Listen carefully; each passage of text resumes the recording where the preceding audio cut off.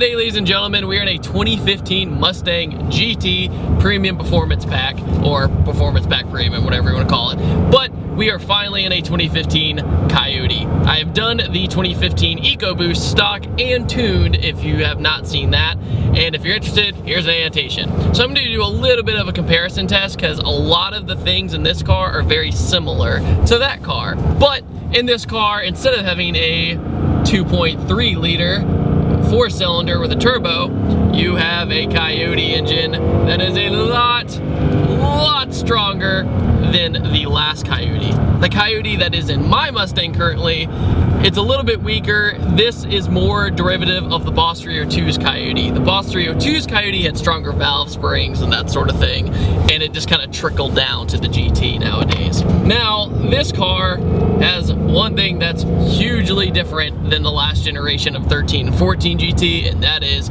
independent rear suspension. In a sense, some Mustang fans thought this was controversial, and they said you can never go fast with the stock IRS. Well, in a straight line, you're probably not as quick. I mean by like that much than the 13 or 14. But in every other way, the 2015 Mustang kicks its booty. This car is so much better on a back road than the live axle cars. Also, the interior is so much better than the previous generation, it's mind-blowing that it's still considered like a Mustang. This interior is so nice. All the materials in here are great. The gauge pods are a lot cleaner than they used to be. I have good confidence that this interior will last longer than the previous generation too. Like the previous generations, they get really bad creaks and rattles over time, usually around the gauge pods, but much better. Also, the shifter, I think, is finally fixed. The shifter is a lot smoother. The clutch is super light in this car, but when you have these very precise shifts, it's a super easy car to drive. And also another thing, compared to the EcoBoost, I drove a 50th anniversary EcoBoost. Well, this has the Recaro seats, and they are 10 times better.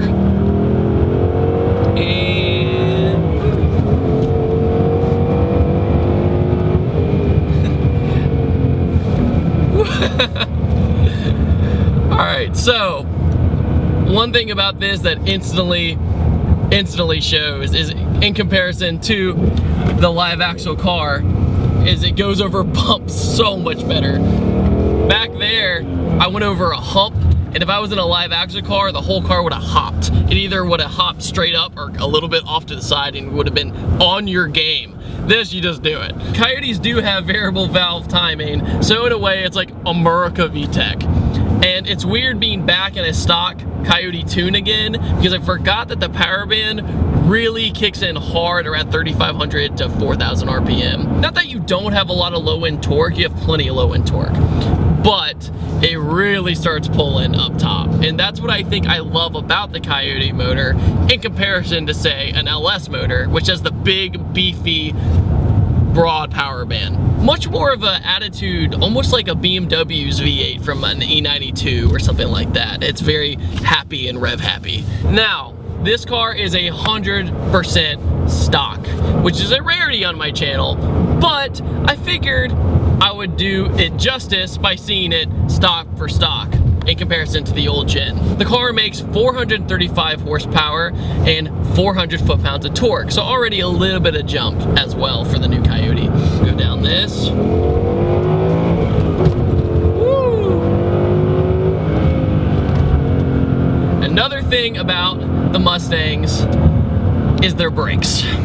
Now, a big gripe was that the last brakes overheated and that they just melted away essentially. They were gone after a little bit of spirited driving. But these brakes are a little bit bigger, they're better Brembos, and as soon as you get on it, on the brakes,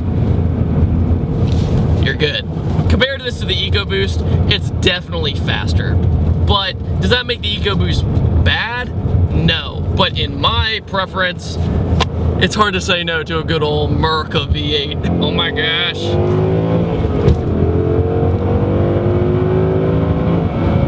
Brakes.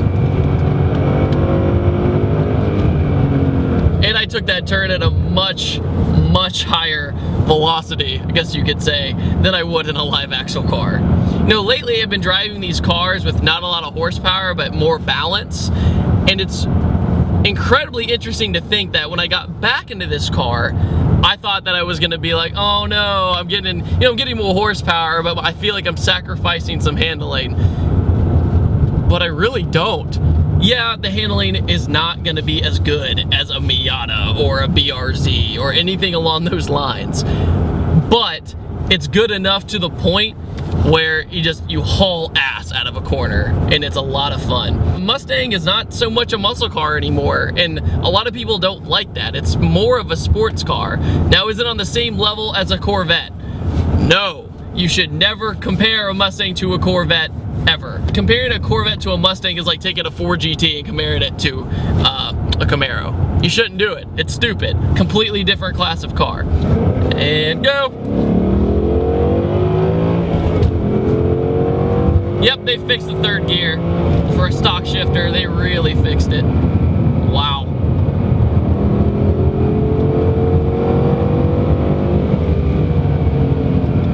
Brakes are so much better. I cannot express that enough. Another interesting thing about the interior is this kind of pattern they have on the dash.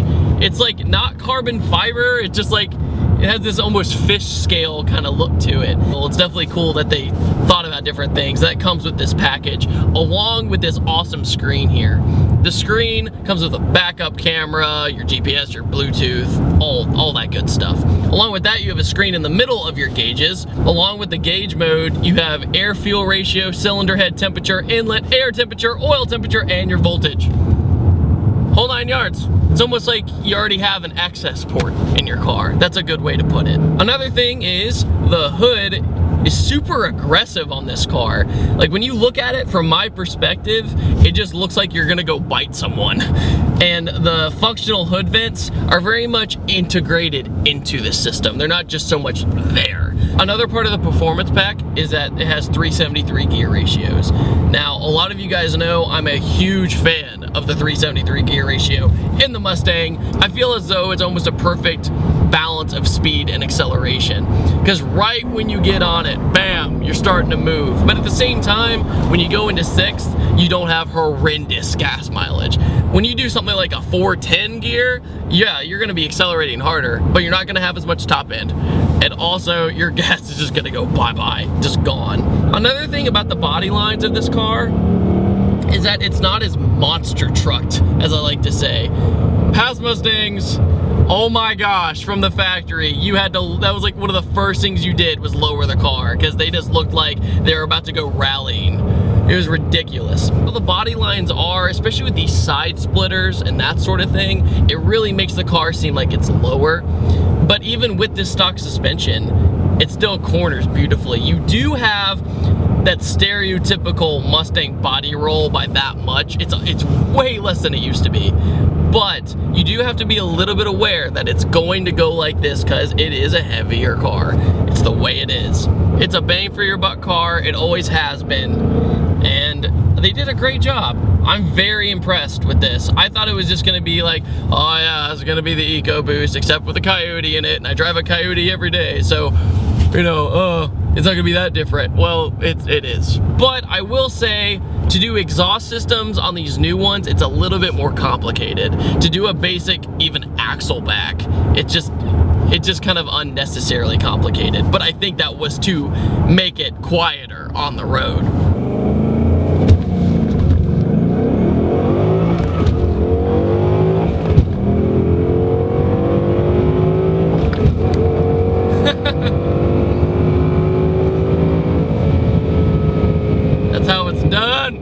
This car belongs to my buddy Alex, and he had an extremely rough 2014. He was deployed in Afghanistan. He essentially got hit by an RPG, which is very unfortunate. He was on a gun and it came and hit the rifle, which blows my mind, and I'm very fortunate to have met him and that he's still with us today. But he had a very rough 2014, and so he decided 2015 was not gonna suck. So, in short, here we are in his new 2015 Mustang GT. And if there's anybody who deserves it more, I can't come up with a name.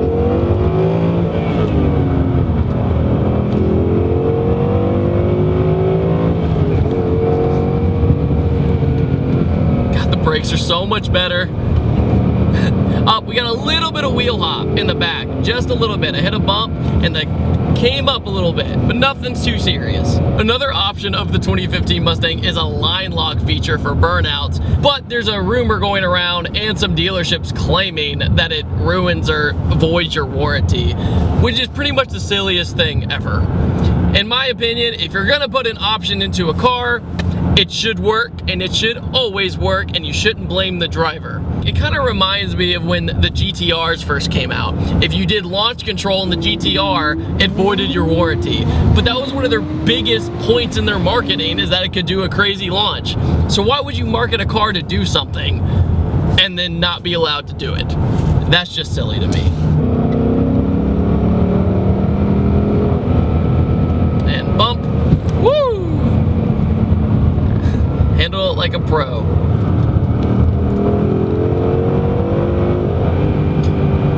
I can never, ever get over an American V8 that revs past 7,000 RPM. That just blows my mind to this day. Up the corkscrew brake.